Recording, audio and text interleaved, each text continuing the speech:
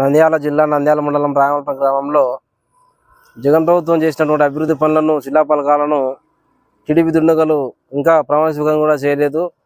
వారి ప్రభుత్వం ఉందని దౌర్జన్యంతో ప్రజలను భయభ్రాంతులు చేయడానికి వైఎస్ఆర్ ప్రభుత్వంలో చేసిన అభివృద్ధి పనులను శిలాఫలకాలను పగలగొట్టి ధ్వంసం చేసి సచివాలయం దగ్గర ఉన్న శిలాఫలకాలను అదేవిధంగా గ్రామంలో ఉన్న నడు రోడ్లో ఉన్నటువంటి శిలాఫలకాలను ధ్వంసం చేసి ప్రజలను భయభ్రాంతులు చేయడానికి కారకులవుతున్న వారిపై చట్టం ఖచ్చితంగా చర్యలు తీసుకొని పోలీస్ శాఖ వారిని కూడా కోరుతున్నాను. వారిని ఖచ్చితంగా శిక్షించాలని త్వరలో గుర్తించి కోరుతున్నా.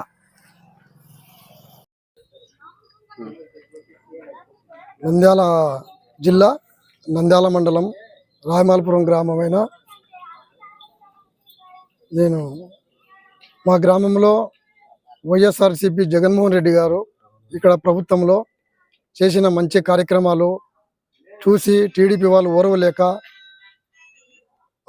అక్కడ కట్టించిన శిలాఫలకాలు పలగొట్టడం జరిగినది. ఇట్లాంటి చిల్లర పనులు చేయడం అనేది చాలా తప్పు. ఎందుకంటే మన గ్రామం అభివృద్ధి కొరకు మనం పోటీపడి గ్రామం డెవలప్మెంట్ చాలా, కానీ ఇట్లాంటి చిన్న చిన్న చిల్లర వ్యవహారాలు చేసి గ్రామంలో లేని లిగాడీలు సృష్టించడం అనేది పద్ధతి కాదు. ఎవరైనా ఒకటే, మాకు వాళ్ళకు కూడా ఎటువంటి ఇంతకుముందు కూడా ఎప్పుడు కూడా విభేదాలు అయితే లేవు. వాళ్ళు ఎందుకో ఈ విధంగా వాళ్ళ మనసులో ఈ శిలాఫలకాలు పనదం అనేది ఎందుకు ఇట్లా ఆలోచన చేసినారో నాకైతే తెలియడం లేదు.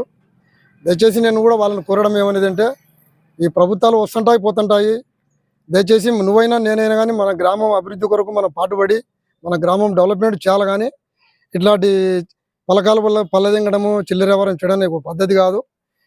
నేను కూడా ఏం చెప్తున్నా అంటే, ఈ పోలీసు ఆఫీసర్లకు అందరికీ ఏమని తెలియడం అంటే, ఇటువంటి పనులు చేసిన వారిని కఠినంగా శిక్షించాలని ప్రభుత్వం వారిని కోరుకుంటూ సెలవు తీసుకుంటాం. నంద్యాల నియోజకవర్గం రాయమల్పురం గ్రామం విలేజ్లో ఆదివారం రోజు కొంతమంది వైసీపీ నాయకులు ఎన్ఎండి ఫారూక్ శిలాఫలకం ధ్వంసం చేయడం జరిగినది. సంబంధిత అధికారి ద్వారా పోలీస్ స్టేషన్ కంప్లైంట్ చేశాము. అదే విషయం తెలుసుకున్న వైసీపీ నాయకులు ఈరోజు రాత్రి వాళ్ళ శిలాఫలకాలు వాళ్ళే ధ్వంసం చేసుకొని మాపై బురద చల్లడానికి ప్రయత్నిస్తున్నారు. దీనిపై చట్టపరమైన చర్యలు తీసుకోవాలని కోరుకుంటూ ఇలాంటి రాజకీయాలు గ్రామంలో తగవని దీని ద్వారా హెచ్చరిస్తున్నాం.